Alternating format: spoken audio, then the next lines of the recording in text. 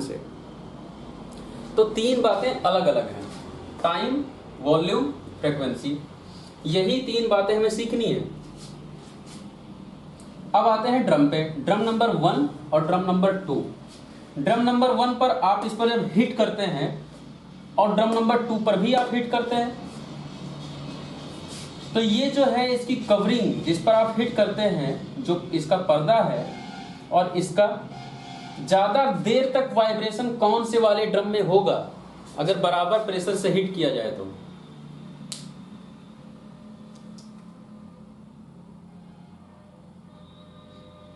One वाले में ज्यादा देर तक वाइब्रेशन होगा, वन वाले में ज्यादा देर तक वाइब्रेशन होगा।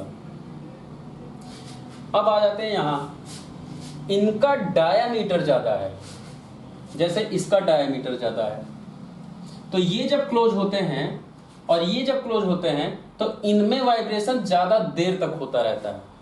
इनके जो टाइम ड्यूरेशन है, हम लोग ड्यूरेशन की बात कर रहे हैं, जो दोनों के ड्यूरेशन S1 और S2, ये पैकेज है S2 का, तो S1 और S2 के टाइम ड्यूरेशन की बात अगर की जाए तो इससे क्या सीखा? S1 का ड्यूरेशन ज्यादा होता होगा या S2 का ड्यूरेशन ज्यादा होता होगा? S1 का ड्यूरेशन ज्यादा होगा, correlated with S2, correlated with S2।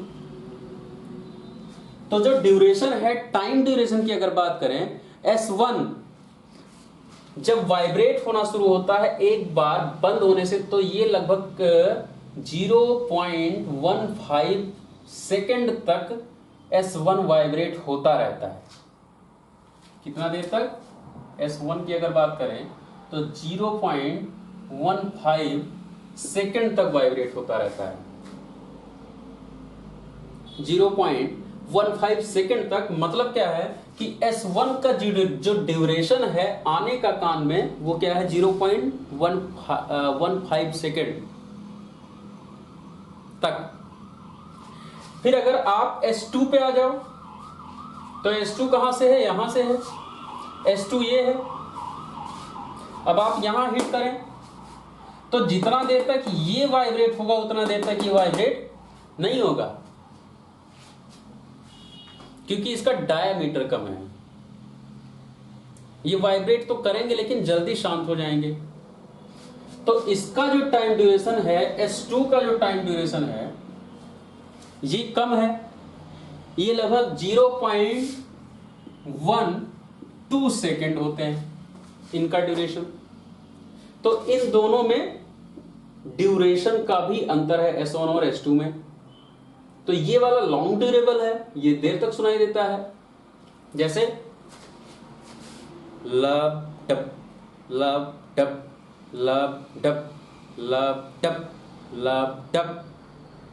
तो जो लब है वो लॉन्ग ड्यूरेबल है और डब तुरंत गायब। 0.3 सेकेंड का अंतर है। समझ में आ रही है बात? यहां देखो स्ट्रक्चर में, इसमें अंतर देखो, इनका डायमीटर ज्यादा और इनका डायमीटर कम है। फिर बात करते हैं वॉल्यूम की, लाउडनेस की। वॉल्यूम मतलब लाउडनेस। तो लाउडनेस आपको वैसे ही पता चल गया होगा कि कौन सा ज्यादा लाउड हो सकता है। फिर बात करते हैं फ्रीक्वेंसी की, कि ज्यादा हाई फ्रीक्वेंसी किसका होगा और लो फ्रीक्वेंसी साउंड किसकी होगी, S1 और S2 में, दोनों कोरिलेशन में। तो अब बताओ इन दोनों में ज्यादा फ्रीक्वेंसी किसकी होगी, S1 की या S2 की? मतलब ड्रम नंबर 1 की या ड्रम नंबर 2 की? जो छोटे ड्रम्स होते हैं उनकी पतली आवाज होती है, या जो बड़े बड़े ड्रम्स होते हैं उनकी पतली आवाज होती है? छोटे ड्रम की पतली आवाज होगी, तो फ्रीक्वेंसी किसकी ज्यादा हाई होगी? यहां S2 की। साउंड ड्यूरेशन किसका ज्यादा है? S1 का। लेकिन फ्रीक्वेंसी की बात करें तो किसकी फ्रीक्वेंसी ज्यादा है? S2 की फ्रीक्वेंसी ज्यादा। तो फ्रीक्वेंसी की अगर बात करें तो S1 की जो फ्रीक्वेंसी है, जो S1 की फ्रीक्वेंसी है वो लगभग है 25 टू 40 हर्ट्ज की फ्रीक्वेंसी, और जो S2 की फ्रीक्वेंसी है ये लगभग 50 हर्ट्ज की फ्रीक्वेंसी है, लगभग दुगना इनकी फ्रीक्वेंसी है। तो जो S2 होगी वो ज्यादा फ्रीक्वेंसी के साथ आपको काम में मिलेगी। हम लोग डिस्कस कर रहे हैं फिजियोलॉजिकल हर्ट साउंड, ना कि कोई पैथोलॉजिकल हम लोग डिस्कस कर रहे हैं। हम लोग डिस्कस अभी बस इतना कर रहे हैं कि फिजियोलॉजिकल साउंड जो सुनते हैं वो क्या है। तो फ्रीक्वेंसी इसलिए ज्यादा हम लोगों की S2 की फ्रीक्वेंसी ज्यादा है क्योंकि इसका डायामीटर कम है, और S1 की फ्रीक्वेंसी कम है क्योंकि इसका डायमीटर ज़्यादा है। अगर ड्यूरेशन की बात करें तो S1 का ड्यूरेशन ज़्यादा है क्योंकि इसका डायमीटर ज़्यादा है, तो वाइब्रेशन देर तक होता रहता है। क्लियर ये कॉन्सेप्ट? ओके, तो थोड़ा और आगे बढ़ते हैं।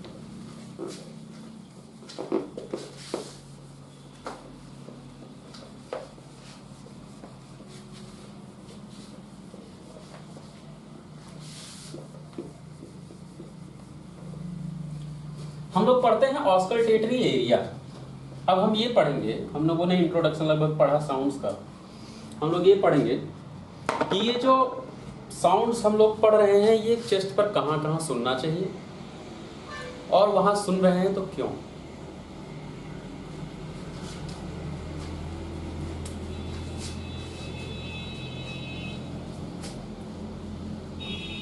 Right atrium, right ventricle, left atrium, left ventricle,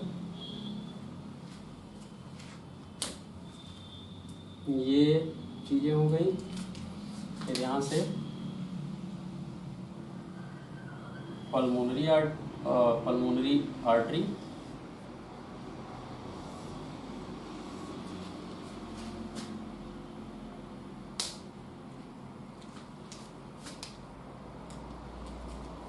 और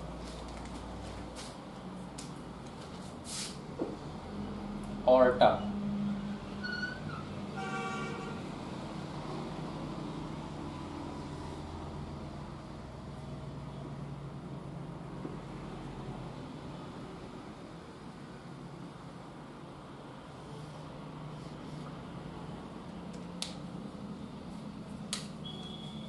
यहाँ से ये एक्चुअल में थोड़ा सा मिक्स हो रहा है,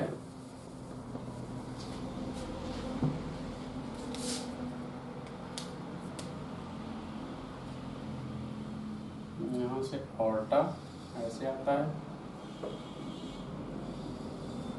ऐसे ये ऑर्टा आता है,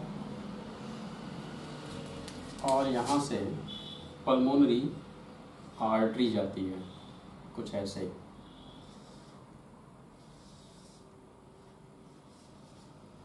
क्लियर दिख रहा है आप लोगों को?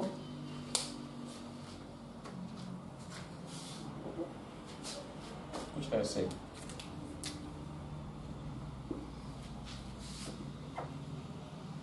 और यहाँ बिना केबल कुछ ये स्ट्रक्चर है।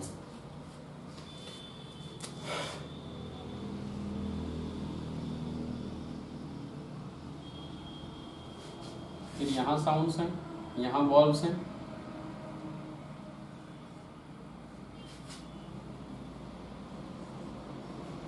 ये वॉल्व्स, ये 4 वॉल्व्स।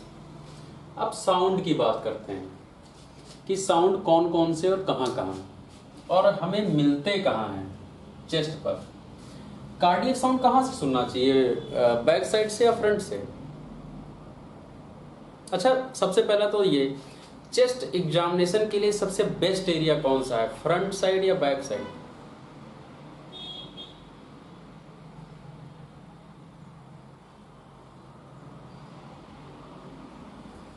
बताओ भाई।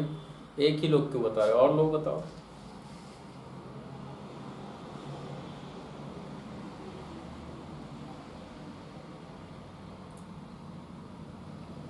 Okay, very good very good. अगर हमें लंग्स एग्जामिन करना है तो सबसे, वैसे हमें 3 तरफ से एग्जामिन करना चाहिए लंग्स को भी, लेकिन सबसे बेस्ट एरिया माना जाएगा बैक साइड। लेकिन अगर हमें कार्डिया एग्जामिन करना है, कार्डिया को ऑस्कल्टेट करना है, तो सबसे बेस्ट एरिया है वो है फ्रंट, क्योंकि कार्डिया आगे रखा हुआ है। हमें क्या सुनना है, कार्डिया के साउंड को ही तो सुनना है। तो हमारा स्टेथो जिस भी तरफ से कार्डिया के ज़्यादा पास पहुंच जाए, हम वो एरिया चुनेंगे। ये जो जितने भी कार्डियक ऑस्कल्टेटरी एरिया चुने गए, जैसे हम लोग लंग्स को सुनते हैं, तो लंग्स मतलब हम लोग पीछे पीठ पे या चेस्ट पर स्टेथो रखते हैं, तो क्योंकि लंग्स हमारे पूरे चेस्ट केज में है, तो हम लोग कहीं भी रखते हैं, कहीं ना कहीं तो साउंड आएगा, आता ही है। फिर भी हम लोगों का अपना एक तरीका है जो मैं डिस्कस करता हूँ। अगर कार्डिक ऑस्कल्टेटरी एरियाज की बात करें तो कार्डिया में ऐसा नहीं है कि चेस्ट पर कहीं भी आप स्टेथो रखें और कार्डियक साउंड सुने। उसके लिए परफेक्ट एनाटॉमिकल पोजीशन चुने गए हैं कि अगर कार्डिया के लिए आप डायफ्राम अपना यूज कर रहे हैं, डायफ्राम मतलब स्टेथो का डायफ्राम यूज कर रहे हैं, तो वो डायफ्राम चेस्ट पर कहाँ रखा जाए, ये पर्टिकुलर एनाटॉमिकल एरिया चुने गए। उनको क्या कहा जाता है, कार्डियक ऑस्कल्टेटरी एरिया। क्या कहते हैं,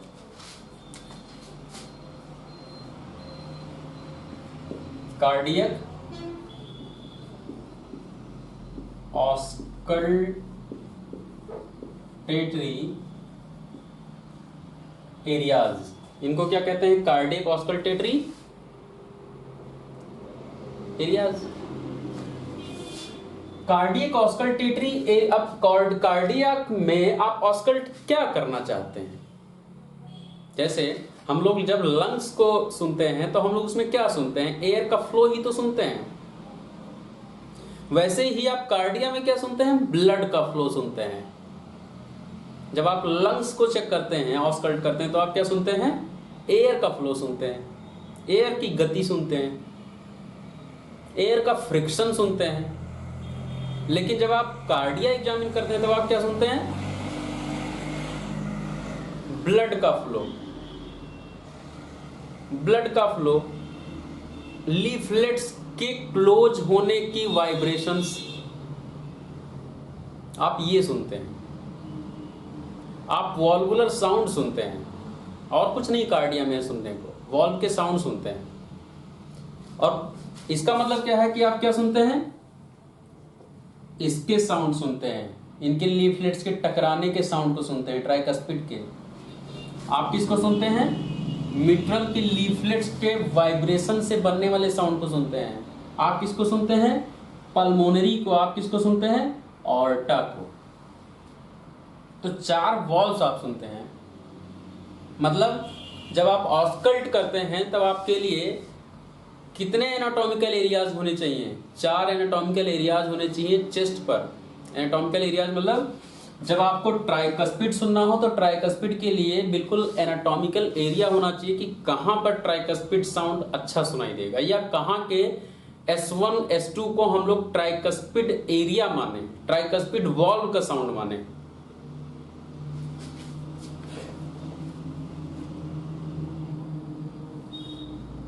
समझ में आ रही बात।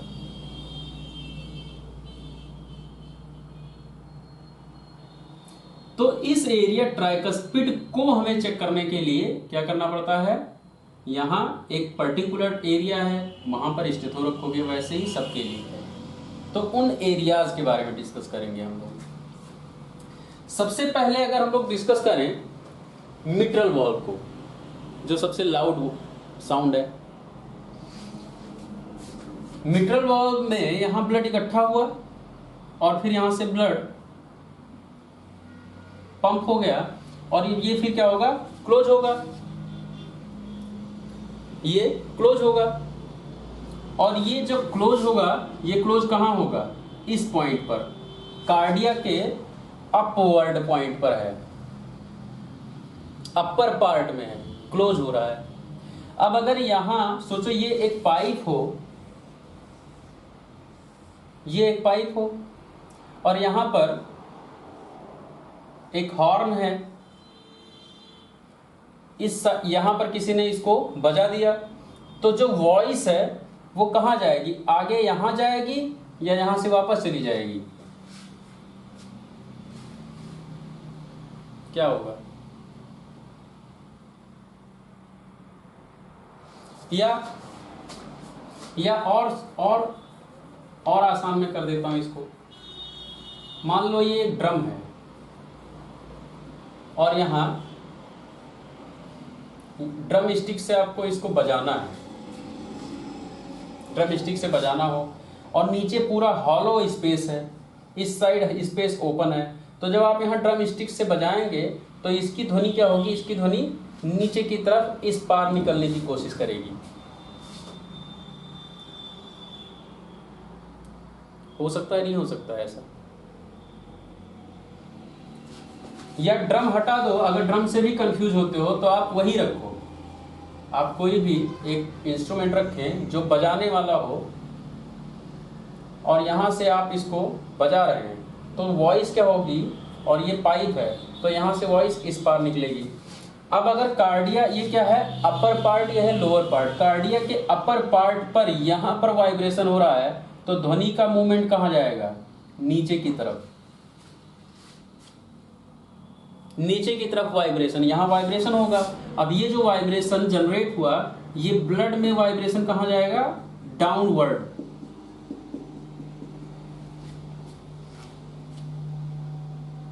तो मिट्रल साउंड का मिट्रल वॉल्व्स के लीफलेट्स के वाइब्रेशन कहां चला गए? कहां चले गए?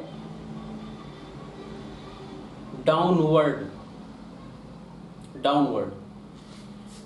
ये कौन सा एरिया है कार्डिया का? एपेक्स एरिया है।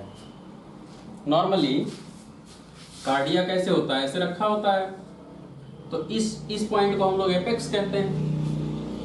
मतलब, और दूसरा क्या है कि ये कार्डिया थोड़ा टिल्टेड होता है, जैसे यहां रखा हुआ है टिल्टेड। तो ये जो वॉइस है ये यहां से मूव होकर कहां पहुंच गई? एपेक्स पर। तो जो मिट्रल साउंड है, मिट्रल वॉल्व का वाइब्रेशन है। अब आपसे कोई कहे कि मिट्रल वॉल्व यहां है और ये चेस्ट केज में फिट है कार्डिया ऐसे, ये बहुत ही अच्छा पॉइंट है, इसको हमेशा ध्यान रखो। ये आपकी जनरल सोच को आगे की बातें हैं, जैसे चेस्ट केज में है। अब मिट्रल वॉल्व मान लेते हैं यहां पर है, लेकिन मिट्रल वॉल्व जब क्लोज होता है तो इसका जो वाइब्रेशन है, हाई फ्रीक्वेंट जो इसका वाइब्रेशन है, इसका वाइब्रेशन डाउनवर्ड जाता है, जो साउंड का वाइब्रेशन है। तो अगर आपसे कोई कहे कि मिट्रल वॉल्व का साउंड कहां सुना जाए, तो आप स्टेथो कहां रखना पसंद करोगे? इस पॉइंट पर या इस पॉइंट पर? कहां रखना पसंद करोगे स्टेथो? एपेक्स पर। एपेक्स पर क्यों? क्योंकि यहां जब आप स्टेथो रखोगे, अगर मिट्रल वॉल्व के ऊपर ही आपने स्टेथो रख दिया, बिल्कुल एनाटॉमी खोज करके कार्डिया कहां रखा है, एनाटॉमी वहीं रखा है जहां मिट्रल है, तो जो इसकी ध्वनि का वाइब्रेशन है वो नीचे चला जाएगा, आप तक उतना क्लियर साउंड नहीं आएगा जितना आना चाहिए। साउंड आएगा क्योंकि आप कुछ ना कुछ तो कार्डिया में चल ही रहा है, कुछ ना कुछ तो आप सुनोगे, लेकिन उतना क्लियर नहीं आएगा जितना क्लियर एपेक्स पर मिलेगा। तो मिट्रल वॉल्व का साउंड कहां मिल रहा है? क्लियर एपेक्स पर। और इसका कारण क्या है? वाइब्रेशन का मूवेबल डायरेक्शन। इसका कॉज क्या है?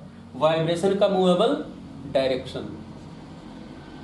तो मिट्रल साउंड का आपको कहां मिलता है? एपेक्स पर।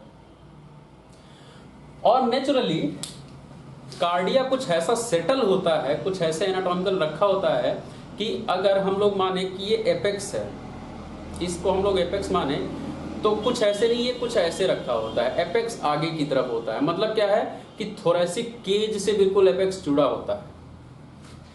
ये थोड़ा, ये इस कार्डिया को अगर इसको पकड़ सकता तो मैं इसको उठा के ऐसे सीधे कर देता, तो ये वाला पॉइंट पीछे चला जाता और ये एपेक्स आगे आ जाता। जैसे मान लेते हैं ये कार्डिया है, सॉरी इसको कर देते हैं, ये कार्डिया है, रेड है, कार्डिया है, तो नॉर्मली ऐसे है, और इसका एपेक्स ये वाला पार्ट है जो अभी पीछे है। लेकिन अगर मैं कहूं कि कार्डिया सेटल ऐसे होता है, तो ये एपेक्स कहाँ आ गया, आगे, ये वाले पॉइंट पीछे चले गए। तो ये जो आगे चला आया, ये आगे के थोरेसिक केज से जुड़ा होता है, मसल से। तो इसका जो वाइब्रेशन ट्रांसफर है वो इस एपेक्स बीट, ये एपेक्स बीट जो एपेक्स पर है, ये बहुत ही थोरेसिक केज के पास में होता है। तो ये डायाफ्राम जब आप रखते हैं तो बहुत ही क्लियर सुनाई देता है। लेकिन ये साउंड जो यहां आ रहा है एपेक्स पर, ये वॉइस ये है किसका, ये किसका है, मिट्रल वॉल्व का साउंड है, मिट्रल वॉल्व का है। अब आप कहें कि चेस्ट पर एनाटॉमिकल कौन सा एरिया है जहां पर बाहर से हमें पता चले कि यहां एपेक्स एरिया है, और यहां पर एपेक्स एरिया पे मिट्रल वॉल्व को मुझे सुनना है, तो इसके भी एनाटॉमीज हैं।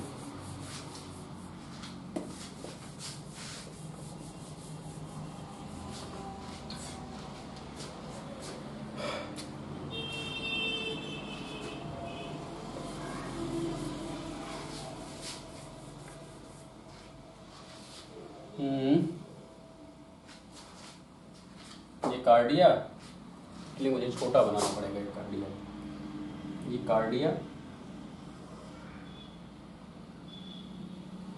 और ये थोरेसिक केज, स्टर्नम,